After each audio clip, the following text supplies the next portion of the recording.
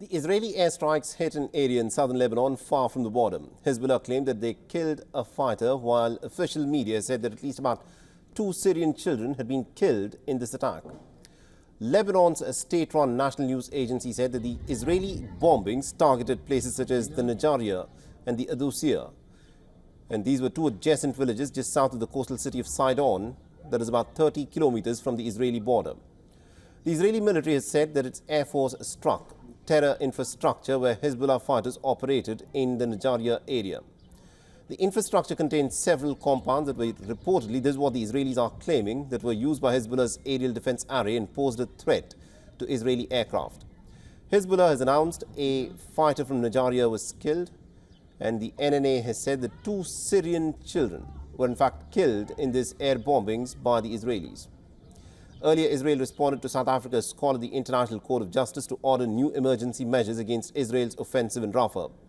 Israel said that its ground invasion in Gaza was a war against Hamas, and it has denied the charge of genocide that it is committing in the Gaza Strip. It says that it is doing this in the name of self-defense. South Korea has filed a case last December accusing the state of Israel of violating the Genocide Convention in its Gaza invasion. Israel's Deputy Attorney General for International Law, Gilad Naum, accused South Africa of having an ulterior motive in urging an Israeli withdrawal from Rafah. Israel has also denied shutting down of the southern Gaza's 2 main crossings, that is Rafah and Kerem Shalom, although both of these crossings now at this moment are controlled completely by the state of Israel after it captured the Rafah border crossing.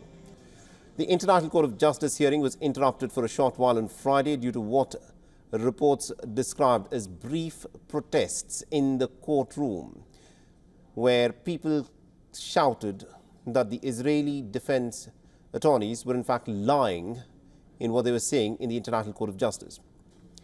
The Israeli Defense Minister Yoav Gallant claimed that his military will be sending in more troops into Rafah, to Gaza's southern border with Egypt, as fighting continues to rage in northern Gaza, where Hamas has reportedly regrouped. In the backdrop of the hearings, the Israeli military has also released footage that purportedly shows military airstrikes and operations by its forces in the Gaza Strip. Meanwhile, the United States has warned that the humanitarian situation in the Gaza Strip has continued to deteriorate. For the first time, trucks carrying the badly needed humanitarian aid for the Gaza Strip rolled across the newly built U.S. floating pier into the besieged enclave. Not just the United States, but the world opinion is also firming up against the Israeli onslaught, in which it is the innocent civilians who are paying a very heavy price.